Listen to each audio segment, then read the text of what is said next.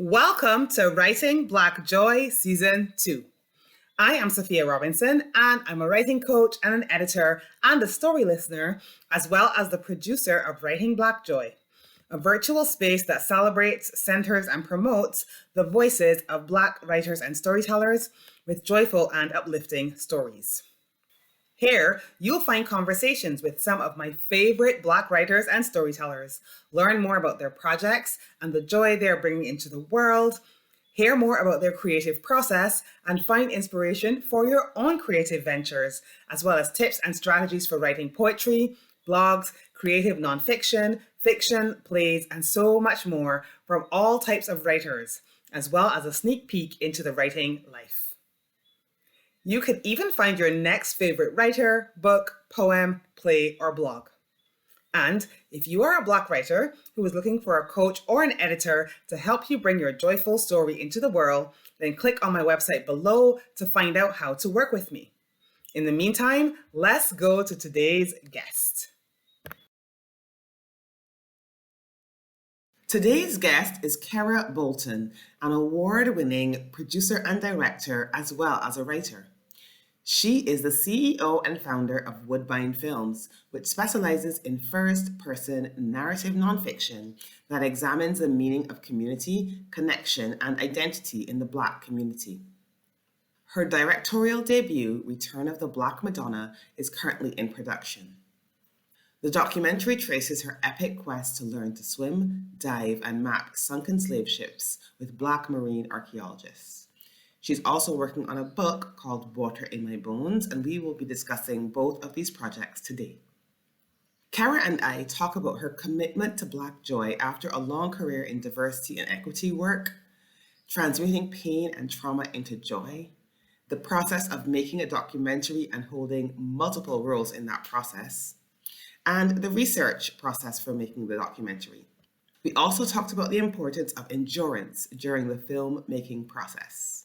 In addition, we also discussed women's health and Kerra's experience of fibroids and the significance of the high prevalence of fibroids in Black women, learning how to swim, fear of open water, and epigenetics, and so much more. This conversation went to so many places and is a really important testimony to how we can cultivate joy in our lives, even against a backdrop of pain or trauma. I hope that you enjoy it as much as I did.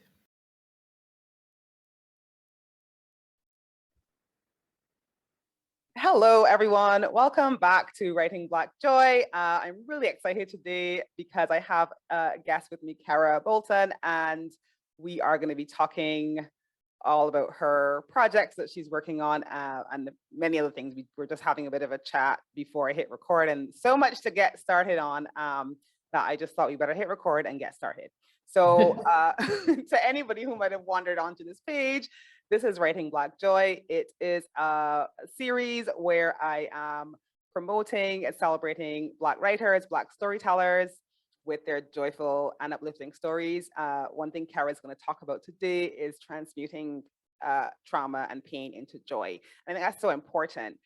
It is important for us to have, joyful stories, but it's also important for us to find ways to transmute the stories that we have that are not so joyful into joy for us, for our ancestors, for the next generation. So we're going to be talking a bit about that as well. And that is what this space is all about. It's all about Black joy, Black storytellers telling those stories. Today I have Kerra Bolton with me, and I'm going to just tell you a little bit about her before we dive into our conversation.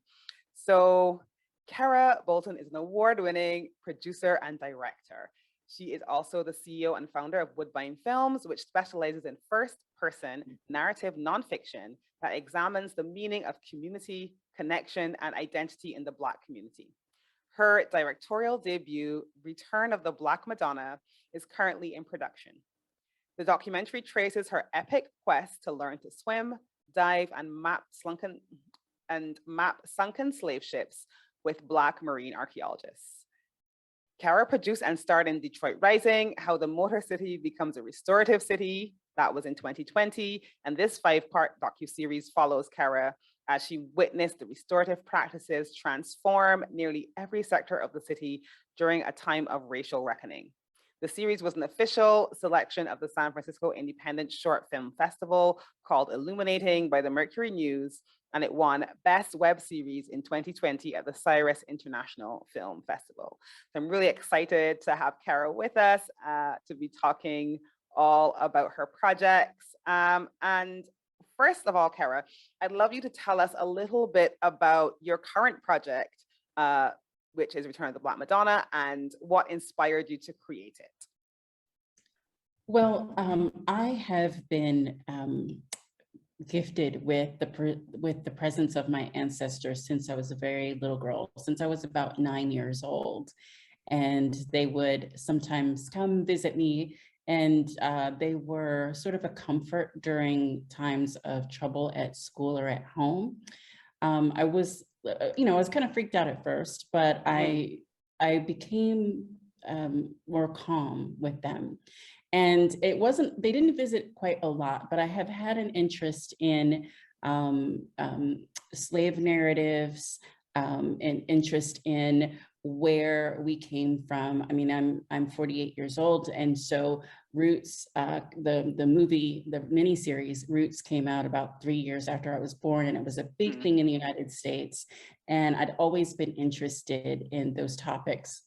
And in 2016, after the election, I was in a yoga class in Mexico, and I started to get these horrible visions of slave ships, of bodies rotting, of splintered wood, sharks in the water, blood in the water. And I woke up and I was just sort of frightened. I mean, everybody else is in Shavasana and they're peaceful, and I have the chills. And later I went to tell Michael, my yoga instructor, what happened. And he said, "Sister, you got some work to do." So about 3 years after that, I was in Detroit at the African American Museum, and I was on assignment for Detroit Rising, actually, and went through their exhibits. And one of the exhibits they have is called "And Still We Rise." And it basically walks visitors from a fictional West African village to Detroit. And as part of that, of course, it was the Middle Passage, and there was a boat, and it was very much like the vision that I had in 2016. There were bodies, or meaning there were mannequins packed against each other, and the audio coming from the speakers was moans and grunts of the people who were in the hull. And I went down to my knees and I just started crying because I felt them. And so I got myself together because I didn't want people to see me crying in a public place. And I moved on. And then later that year, I was learning how to swim. And every time my instructor told me to go underwater, I kept seeing the boats again. It was the same visions. And then finally, after the fourth or fifth time this happened, I came up and I said, "I know what I have to do. I have to map sunken slave ships. I have to go to where they are. They're calling me to remember them and to remember their stories." And so from there, from 2019 to today, I've been working on this project. And that is so incredible to me. I have a question, which is not necessarily related to the project, but I'm curious. I know you said when you were little, you felt the presence of the ancestors. How did you tell anyone, and how did they respond? Because I've met a few people who've had those experiences, and some of them have gotten sort of like maybe positive responses, and others, especially in a very Christian sort of upbringing, were kind of almost punished for that. So I'm curious what type of response you got from that. Well, it started happening when I was given a dress and a bonnet that I think belonged to my grandmother, who had passed away at that point. And it felt like a chill followed by a calm. And I didn't tell anyone, and I sort of treated it like an imaginary playmate. because inside I knew that, okay, something about this is not normal. And if I tell people, they're going to think I'm crazy, they're going to punish me.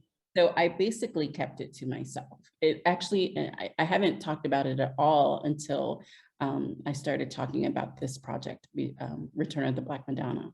Wow, that is, yeah. And I wonder how many people, because like I said, I've met a few people who said that they've had those experiences, and it just makes me wonder how many people experience it, and they don't say anything because they know that it's not, they maybe feel instinctively that it might not be a safe thing to talk about. So yeah, I'm really glad that you are able to really speak out about that. As you know, this project is about stories by Black storytellers. For season 1, it was mostly writers, but season 2, I wanted to include films, documentaries, all the different ways that the stories and the ideas are out in the world. Why is it really important for you to tell this story, and also for the joyful stories from Black storytellers to be out in the world? Well, a couple of reasons. For me, I have spent most of my life working for social justice, particularly for Black women and girls in some kind of way. And I hit the wall in 2020 when George Floyd's murder happened. And at that time, all of my efforts had been outward, like trying to change white people, like trying to get them to be decent human beings and recognize that we're all human and that we all are entitled to freedom and liberty and all of the things that America is supposed to stand for. And when George Floyd's murder happened, I thought these people could give a flip about my freedom, Black people's freedom. Like, they don't care. They honestly do not care, because if they cared, they would do something.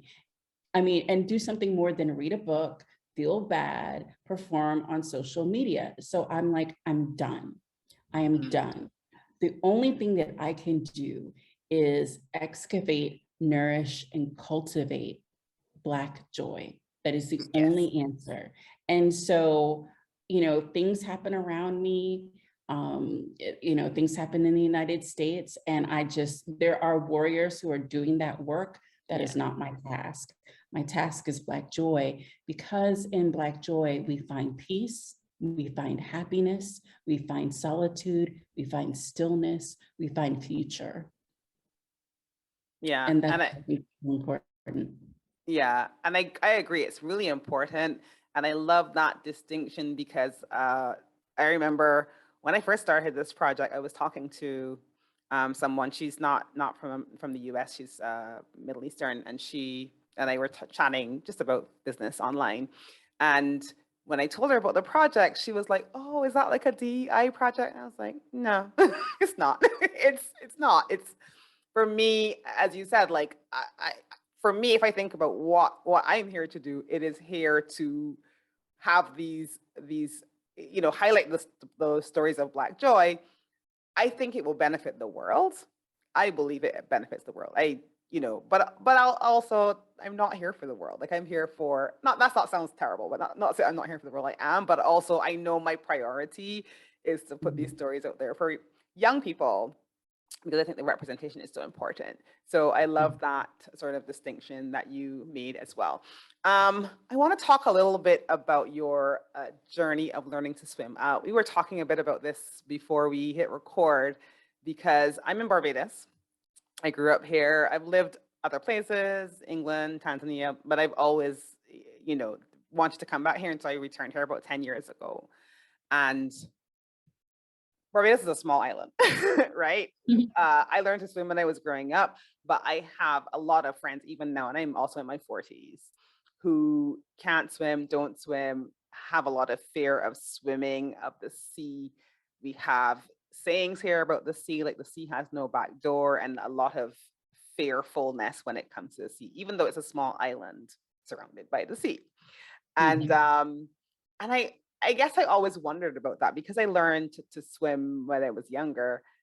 I didn't have that fear, but I've met so many people of all ages who do.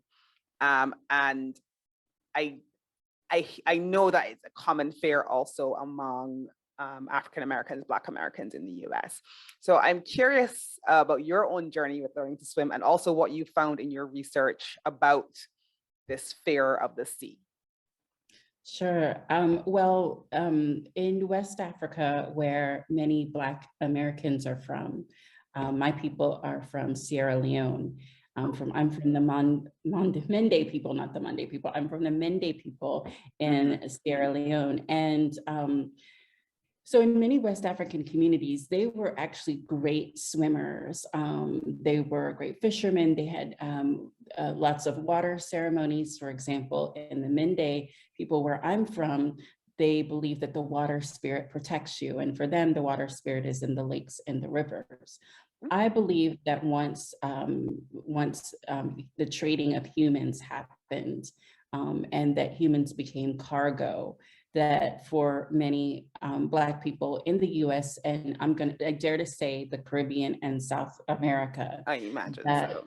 Yeah, that the water it was no longer a friend, it was a threat, because there were these stories about people being taken across the water and what was done to them.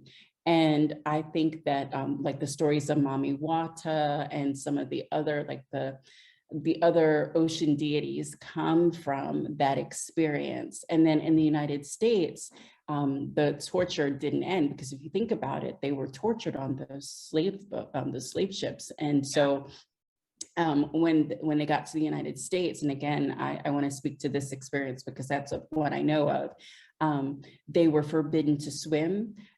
Because white people thought that if Black people swam, that they could swim to their freedom.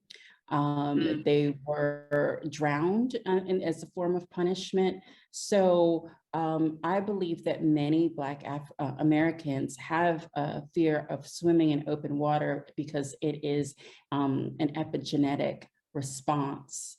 Therefore, it's inherited DNA, it's inherited trauma through our DNA. And I believe that so it's not like we don't want to get our hair wet or all of these other excuses that people come up with. I think it is a response to a trauma that our ancestors experienced. And so I believe that if I learn how to swim specifically, that I will be able to break that cycle. Even though I cannot have children, at least I've broken the chain for my ancestors of not knowing how to swim, because I don't think I have any immediate ancestors that know how to swim. So I have been learning how to swim for about 2 years. It's been off and on because of COVID, and because of the availability of being able to swim. I mean, there's a pool literally in my front yard, but it's not always clean. And I've gone through a number of swim instructors. And the most difficult part is putting my face in the water. I don't know if you've experienced that or if other people experience that. I hate putting my face in the water, and I am a comfortable swimmer, and I hate it to this day. I still hate it. And I also hate, like my sister taught me a few years ago to lay float. There's something about having my ears in the water.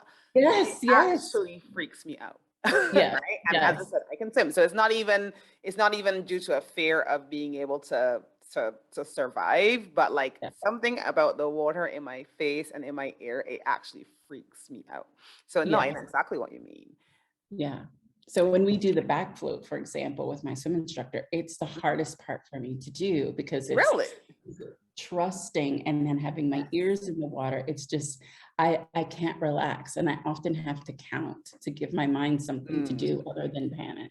Yeah. Oh, I cannot relax at all. Like, it's so funny because that is the thing that they teach you to do. Like, if you're tired, even when you're learning to swim, they're like, if you're tired, you turn over, you lay float. I panic. I actually, like I said, my sister's, and when I say she taught me recently, I'm talking about within the last maybe 5 years. Right. She taught me how to do it. And it's still not comfortable for me. That trust issue for sure, of like trusting, you know, and at the end of the day, as I tell people, I have 2 flotation devices up here, so I'm probably gonna float anyway, right? But like, it's really uncomfortable. So I've never even thought about that. So thank you for sharing that experience. What I know you talk about diving for the sunken slave ships on that. I know that swimming and diving are like polar opposites pretty much, because obviously with diving, it's a different skill set, basically. Mhm. Have you been learning just to swim, or have you been learning to dive as well? So I am the furthest I've gotten so far is snorkeling, and I actually really enjoyed it. Of course, I had a complete face mask on, Mhm. so Yeah. there was no water touching my face, and it was delightful to see the sea life, the fish, and but of course, if I'm swimming and there's a catfish or whatever near me, I freak out. So Yeah. it's still a learning process for sure. Yeah. Oh, definitely. And is there, because I've heard you talking about this before on a previous podcast episode, but I wanted to ask again, is there a team that you're going to be going with when you go down to map this? I want to know a bit more about that whole process, because Sure. I'm curious about it. My friend Lee sent me a short documentary by National Geographic, and it Mhm. featured a group called Divers with Purpose. Uh-huh. And they are a mostly Black marine archaeology group. They believe in marine preservation. And so they have several programs, and I called them and asked them if I might be able to dive with them someday. And so they said yes. I have to complete 30 dives, and I have to get my certificate, and I have to work on my buoyancy. And then they have a program that they do once a year where they teach you sort of the mechanics of marine archaeology as Mhm. well as the mapping process. So Okay. I am nowhere near that yet, Mm. but I'm really looking forward to it. You'll get there. And that actually brings me on to my question about the documentary itself, because I've always said like making a documentary is something I love documentaries. Mhm. And so I've always been fascinated by the process. And it sounds to me like this is like something that will take a while, because obviously you're now learning to swim, then you're learning to dive. Are you do you take recordings even now? Is it something where you're going to be taking recordings all through this process, and then that's something that's going to be amalgamated into the documentary? How does that process work? Because obviously you've done it before. Yeah, so I have a director of photography who comes with me when I do major shoots. So Okay. we shot in June of this year, and that was a lot of the footage of me learning to swim. And then when I'm in the diving process, he'll come, my crew will come again. Mhm. And so there are milestones where my crew will come. And then I also have someone here, Juan Carlos, who does, he shoots with a GoPro. So if Ah. it's, that way we don't miss an important moment. So like the moment where I learned to dive for the first time, you know, he'll be there. The moment where maybe I really swim by myself for long periods of time, he'll be there for that. So that's how we're doing it for now, because it's expensive to have a crew come, you know, every time. Yeah, of course. And I guess the reality of it is that you kind of don't necessarily know when those moments are going to occur, right? It's not like you can Yeah. preempt, like, oh, well, today I'm going to be doing this thing. It might be something that happens kind of like organically. And then it's like, Mhm. oh, I've done it now. So, yeah, I love that idea of having that GoPro footage as well. So that's really great. We'll talk a bit more about that as we go on. But I'd love to know, is there a quote either from your work or from someone that you have heard that you find inspiring? Well, it's kind of basic, but Fine. I read the Bible every day, and I read a verse, and I read it usually in the mornings. And so my joy verse comes from Proverbs 17:22, and it just says, "A joyful heart is good medicine." Oh, I love that. Hmm, Mm. that's a great one. And yes, and so, you know, when we live with joy, it's good medicine. It doesn't mean that, you know, we need to avoid the pharmaceutical industry, but, you know, it helps. Yeah, definitely. Yeah, I think it definitely combines with any real medicine that you're taking for sure. So Yeah. you can't go wrong with that. So, um, what type of research are you doing for the? I know also you're writing a book as well, Water in My Bones. I didn't mention it in the bio, but I do know that you're going to be writing that alongside this Mhm. process. What sort of research are you finding that you need to do for both of these projects? I've been working on research for the past 4 years for this, for these projects, both off and on. And so it's come into a couple of categories. So one is the research about the slave ships. And it often, in the Middle Passage, often gets ignored. I mean, they talk about the highlights, so to speak, about the torture that happened, the conditions that were in the boat, on the boats. But you know, there's so much more that happened there. There were a sense of communities that were developed on the boats. For example, many people didn't speak the same languages, and so they used their bodies rocking against the ship as a form of rhythm, as a form of what we would call now Morse code, to telegraph messages. And I realized also that the word ship means different things, especially in the Caribbean, as I've in my research, and South America, and it's among the Africans, sort of a sense of community. And I want to emphasize that. The other area of research is, of course, my family history. I've done some DNA testing that linked me to the Mende people in Sierra Leone, and just trying to go back and find my family. I'm the last of a particular line. I'm an only child. I don't have children. I can't have children. And so my father was an only child. My uncle passed away. He had one son. And so I'm it for this particular line. So I want to find out who my family was.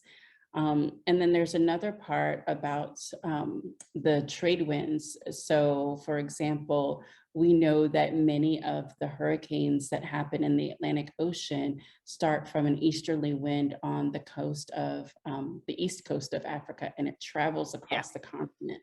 So I find that fascinating. And then the final point is about fibroids, and how I believe that fibroids are a symptom of inherited trauma among Black women, particularly who are descended from captive Africans. Yeah, and we were talking about that as well before we hit record, because I have fibroids as well. And I know so many people who do. And that was just so interesting to me because it, you know, I did learn when I discovered that I had them and I started to do the research, I did learn it is a lot more common in Black women than it is in other, in terms of prevalence. And so I was always curious about that. So yeah, that's something that I hadn't really considered. But, you know, I've always been fascinated by epigenetics and how things are passed on through that genetic code in terms of, you know, the code is changed through the environment, through trauma, through whatever is happening. And then that is passed on sort of to the next generation and the next. So that's something that, you know, I can definitely understand. And I probably will, like you, I'll do a bit more research, but I'm looking forward to reading your book on that as well. Tell me a bit more about what you found out about the fibroids. I'm curious. Sure. So part of the film, we find out that I have very large fibroids. In fact, one of them is 25 centimeters. And I have to have the fibroid is actually larger than my uterus. And the doctor says, yes. And the doctor says that if I don't have surgery, I will die. And actually, I did have an emergency hysterectomy in July of 2021. And I wanted to know more about fibroids. As you said, Black women have fibroids. We have them more often than other women. Our fibroids are larger. They tend to be more fibroids, and we get them at younger ages. And so with that, I'm like, well, why are we getting fibroids? Like, what is going on? And there isn't a lot of medical research about the source of fibroids. However, there is a Black female researcher from, I want to say she's from Boston University. I'm hoping to interview her next month, who has made a link between childhood trauma and fibroids. And she said that there is actually more work done by the Black Women's Health Initiative in the United States that has more research about Black women and fibroids. And there were bills introduced, legislation introduced in both chambers of the US Congress to have more resources devoted toward studying fibroids among Black women and treatment. So it's definitely something that we need to pay attention to because, you know, my womb was taken. I don't have a uterus, fallopian tubes, ovaries, nothing. It's all a hollow space there. And often for Black women, our pain gets ignored. If we're lucky, they'll give us medication, but they just say, oh, well, it'll be okay. Or it's, you know, everybody gets fibroids. Yeah, that's normal. Yeah. Yeah, that's Kind normal. of like Meanwhile, minimize it. yeah, meanwhile, you have a crime scene happening every month. You know, it's just so horrible. And the doctors don't act until it's too late. And actually, hysterectomy is the most recommended treatment for Black women because it gets so bad. And they're literally taking our wombs, they're taking our futures. And that's something we really need to talk about. Yeah. And I think that is very important. You know, the thing I find, especially about any women's issues within the medical industry, Black women in particular, is that it is definitely minimized. I think so. I'm trying to find the best way to say this. So I've studied healthcare. I'm a healthcare professional. That's my secret day job. I don't really talk about it much, but I always remember thinking about the fact that so many of the studies, so much of the medical studies and how how research is done, it is kind of predicated on issues that are common, i.e., they have to include men, right? Yeah. So a lot of it is kind of like based on these white men, for lack of a better word. Like, I don't know how else to describe it. And so I think a lot of women's issues in general, and particularly Black women's issues, not much seems to be known about them, or like you said, not much in terms of the cause. Medicine to me is more about treatment than it is about cause in general. And so it's kind of almost like, oh, well, no, we don't know what causes them, but what are we going to do about it now? And as you said, if it gets picked up late, then quite often there's not really much else that you can do about it. So I definitely that's something that we need to be learning more about. And I look forward to hearing when you speak to the doctor about her own research and what other research is being done, because I think here in Barbados, and this is something that I say all the time, that we need to be doing our own research here as well. And so I think hearing that sort of aspect of things hopefully will encourage us to be doing some of our own research here. So I really appreciate your sort of digging into that and sharing your own experiences, because it's such a personal, and I think that's the other thing. I think quite often, even women's issues, there's kind of this shame around even talking about them. Yes, we don't talk about it. And my secret, not so secret agenda is this. It's like a lot of times, whether we have diabetes or high blood pressure, or whatever the chronic illness is, we get blamed for it. The doctor will say, well, you might want to change your diet and drink more water and eat less fatty foods. Well, I don't eat fatty foods at all. And I eat quite a lot of fruits and vegetables. And so the problem isn't our diet or our lifestyle. The problem is racism. Racism is very stressful. We have inherited trauma. We're dealing with trauma, and our medical needs are going ignored as a result. And if we can look at things like fibroids from a standpoint of this is a part of inherited trauma, then maybe we won't be so hard on ourselves, and maybe we'll talk about it, and maybe we'll be able to comfort each other and advocate for our health in a better way. Yeah, and I do think advocating for health is so important. This is something that I see from both sides of it, from both being a patient and also being a healthcare professional, is that there's a lot of fear around that for lack of a better word, power dynamic, right? You have a medical doctor or a person who knows stuff and has information and, you know, has all this jargon and secret language and whatever. And then you have, and this is me talking as a healthcare professional, I'm fully aware of what happens. And then you have patients who have fears around speaking up for themselves, around advocating for themselves.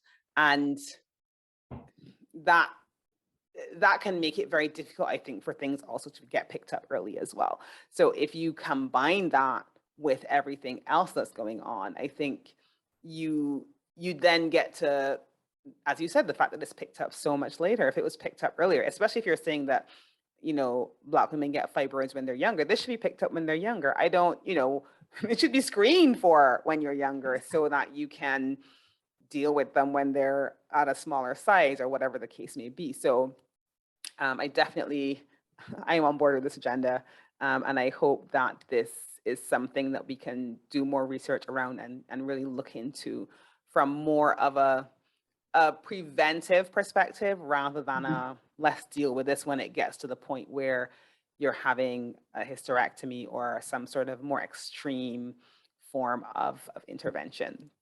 So I definitely agree with that for sure.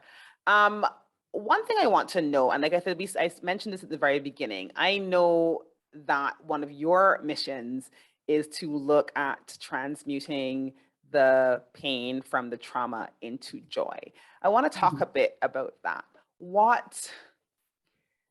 How do you think that's possible? Because I feel almost sometimes like there's the trauma, there's the pain, and there's the joy, and to get from one point to the next it can seem almost impossible. It can seem almost like, how can you change or transmute this sort of really deeply ingrained pain and trauma into a joyful experience, you know, not just for us, but for previous generations and for the next generation as well.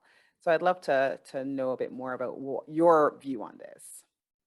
So I think this is the part about the swimming that I think that when we face our fears, when we get into what our fears are and we realize that they aren't so frightening, that we can find something good in that.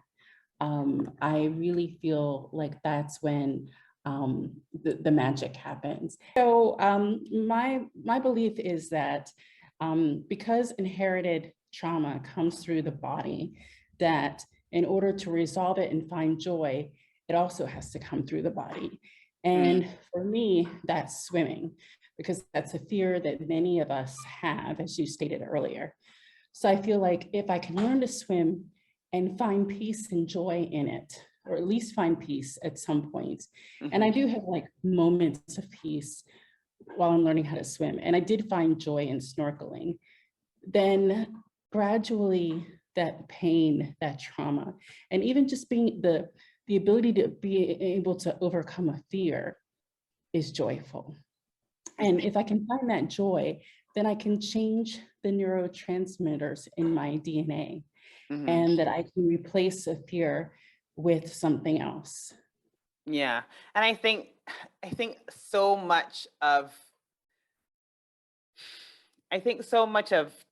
the remnants of the trauma are fears for things that may not even be present, right? So this fear of the water coming from previous generations, that fear is not something that's present for us right now because we are, you know, not in a position where we are being enslaved, but that fear is still there. And so, as you said, overcoming that fear and kind of addressing the stress that's in our bodies, the stress that's in our nervous system that comes with that fear, I can see how that would give you the ability to experience more joy and less of that stress, physical stress. So I love that. I love how you're using the physical act of swimming to really transmute into a joyful place. And it does get better. I think, you know, it's hard when you're learning. You know I have a few friends who've learned to swim as adults. And I think that it's hard. I almost feel like it's like learning how to drive, because you have to think about so many different things at once. And as you do it more, I feel that joy will come, that at least that peace will come in terms of how you are able to experience the water. So I'm looking forward to hearing all about that as you move on in that journey. So one thing I'd like to know about this project in particular, but you can also talk about the previous project, Detroit Rising. What is something that you're really proud of? What's like one of your proud moments throughout this process? Wow, there's a lot. You can name a few, that's fine. I think coming to Mexico and being able to be here for the time that I have been, you know, as you know, moving to another country, and staying in another place for prolonged periods of time is never easy, because of the culture or maybe the language or all of these different things. And even though I'm in paradise, paradise is not, you have to earn it. It doesn't come easy. And so being able to endure has been, and have a life and make a life for myself makes me proud.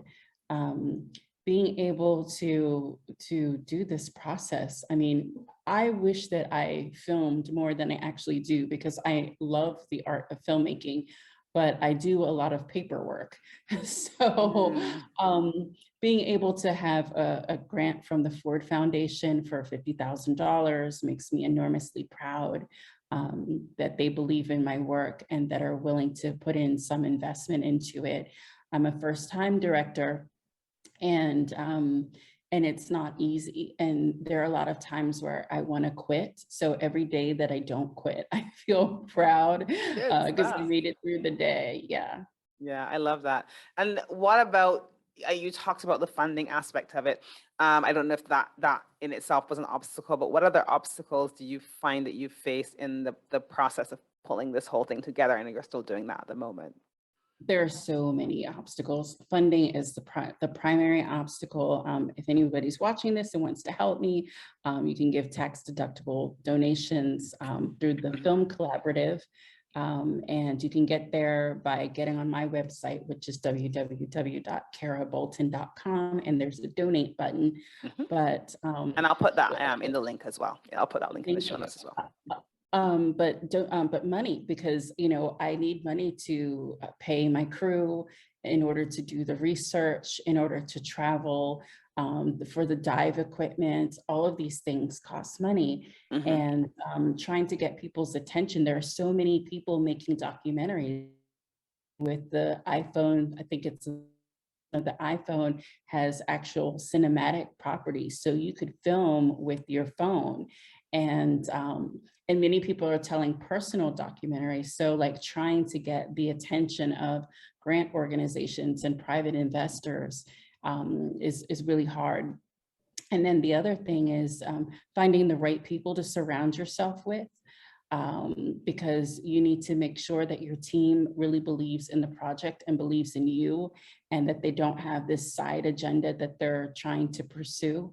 I learned that the hard way. And so those are the main two obstacles I would say right now, are money. And then, I mean, I haven't even gotten to the distribution process, which is its own beast. And right now, you know, companies are saying that they're looking for a certain thing. They're like, oh yes, we're interested in BIPOC voices. But what they really mean is like, if you are making a film about a very specific thing, whether it's police violence or a music documentary, like those are or a documentary about a famous Black person who happens to be a musician, like those are the things that tend to get funded and distributed.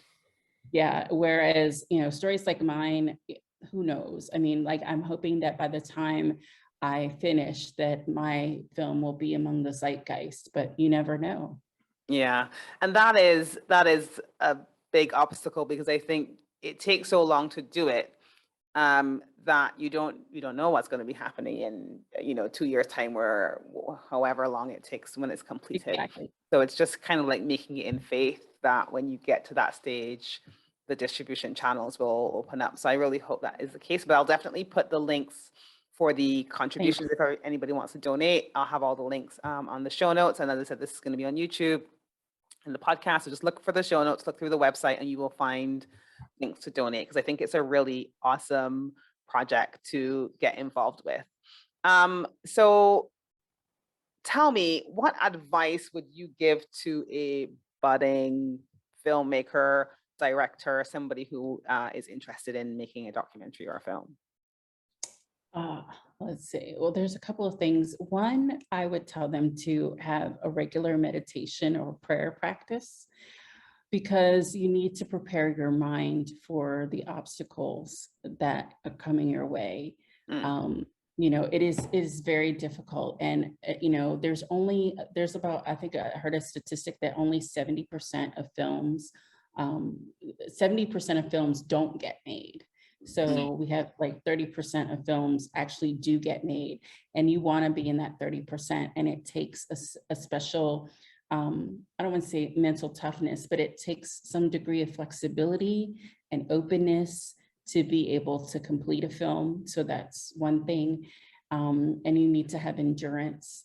The second thing is to believe in your film more than anything else in the world, because as the director, you're the one that has the vision. You're the one that's going to be working nights and weekends and late hours. Like everybody else is like, oh, well, I have my family to go to, so I can't get to this XYZ task. So even if you do have a crew of people that you trust and you love, you're going to be the person who takes it across the finish line. And the best investment that you can make in yourself is to invest in yourself as a filmmaker, as whether it's learning skills, getting your mind right, self-care, physical fitness, whatever it is. But it's definitely a marathon. Okay. I'm curious, how do you find balancing being the director and also the star, for lack of a better word, of the film? Like, how do you find that goes? Because I'm curious about that. I have an on-off switch in my head. Whoa, So, that's useful. so what I do is I prepare the hell out of everything. So before I know I'm going to do a shoot, I prepare the vision, I articulate it, I make sure everybody understands it. And I tell people, because the minute we start filming, I'm no longer the director or producer. I am the protagonist of this film. Yeah. And I don't need to be worried about lighting and camera and all of that, or whether we're going to have snacks so nobody passes out during the shooting. Like, I'm done. So, so the minute that camera goes on, I'm in the scene. And it helps that usually in the scene, I'm learning something, I'm talking to somebody, I'm doing a task, and that keeps me not thinking about what's on, that there's a film crew there. And so I'm able to stay immersed in the present and what's going on. And it's not until after I see cuts of, what we did that day that I know, oh, that thing happened. So that's how I do it. Wow, that's very, I think that must require a lot of discipline as well, though, to just really keep yourself present when you are, as you said, the protagonist versus when you're in the preparation mode as a director. I've got a couple more questions before we wrap up, but I just wanted to make sure that if there's anything else that you didn't get to talk about that you really want to mention, now is the time to do that. Okay, so we haven't talked about Water in My Bones, which is my book. Oh, yeah, let's talk about that. Yeah, and so Water in My Bones was really the thing that started it. I didn't even think this was going to be a film until 2019. But I had started this book, I want to say maybe at the end of 2016, the start of 2017, and I could never sort of get the rhythm right. I thought that it was going to be about me moving to Mexico and learning how to swim and being an expat during the Trump years. And then the story has just changed as my life has changed. And I've decided to write the book to my unborn daughter.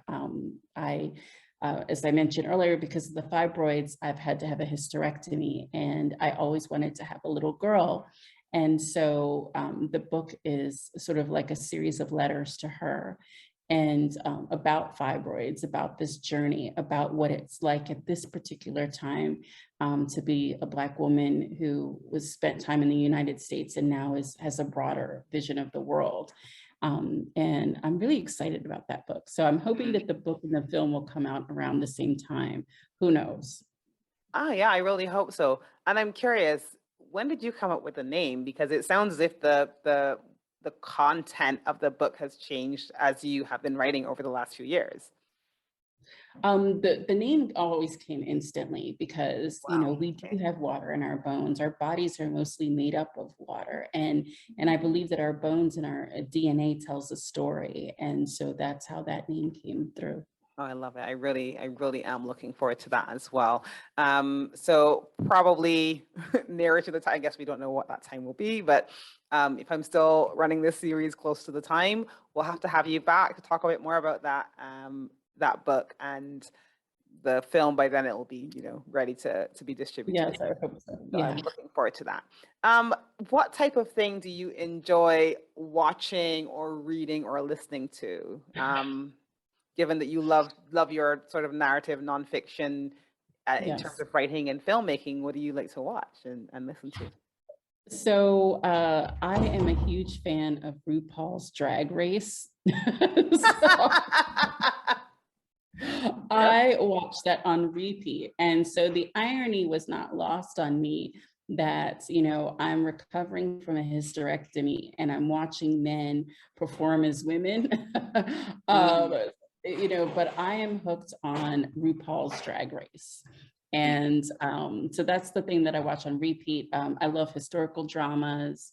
In terms of reading, I love biographies of historical figures, especially royalty, like Catherine the Great. Elizabeth I was the first historical figure I've ever fallen in love with. And then the more literary side of me, I try to read one book by Toni Morrison each year so I can remember what language is supposed to sound like. Yes, she's a beautiful writer. Yes, because she's so amazing and I love her. And sorry, there's noise going on. And so that's what I generally read and watch. Okay. And I watch personal documentaries as well. Okay, that's fine. And how do you find, because I always, like, I write fiction and nonfiction. If I'm writing fiction, I don't like to read fiction because I worry about getting influenced. So I don't know if you find that happens to you as well. But I feel like when I'm really in like deep in writing mode of fiction, I'll read nonfiction, and sort of vice versa. So I know a lot of people have said that as well. So last but certainly not least, where can we find you? I know you mentioned your website earlier, so we're going to definitely drop links to that. Is there a social media that you have for people to follow, or like where can we find you and kind of like follow your journey? Because I think one of the things that I know you talked earlier about distribution, and obviously you have your book as well, but I always encourage writers to be telling their story as they're writing if possible, because that just helps, you know, people get excited and when the book is out or the film or whatever is out, they're ready to kind of watch it. So where can people follow you and share, you know, about your work? So actually, I'm trying to build my Instagram following. So if Instagram, and it's Kerra Bolton, KerraBolton. If you want to specifically know about the movie, Return of the Black Madonna also has an Instagram account. So that's probably the best place to find me. I'm trying to beef up my blog, which is just my name, kerrabolton.com. I do a lot on Facebook, but I'm really discriminating about new people that I accept and accept their stuff in the world. So I'm trying to take some of my Facebook posts and put it on my blog. So I would say Instagram is definitely the place to find me. Instagram and your blog. Do you have a mailing list so that people can sign up onto it? Yes, I do have a mailing list. I haven't sent anything out in a while. So, but I definitely will have updates. Okay, great. So go to Kerra's blog. I'm a blogger, so I am a big proponent of blogs. So go to Kerra's blog, jump on her mailing list, follow her on Instagram, learn more about these projects. I really appreciate you coming today and chatting to us all about your projects and about that all important skill that I think we all need of being able to transmute our pain and our trauma into joy, and your passion of Black joy. I love that. I'm so glad I can bring it to my audience, and hopefully we can share this, you know, and make it wider than we ever could alone. So Thanks for joining me. And yeah, like I said, I'll hopefully have you on again a little bit closer to the time when you're ready to have everything out into the world. Thank you so much. No problem at all. Thanks, Kerra. Bye, everyone. Happy reading, happy watching, and I'll see you next time.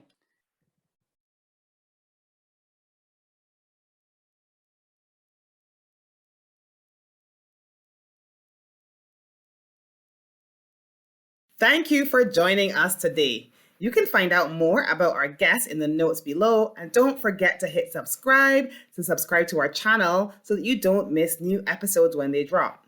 And if this has inspired you to get your own writing project into the world, click on my website below and learn how you can work with me as a writing coach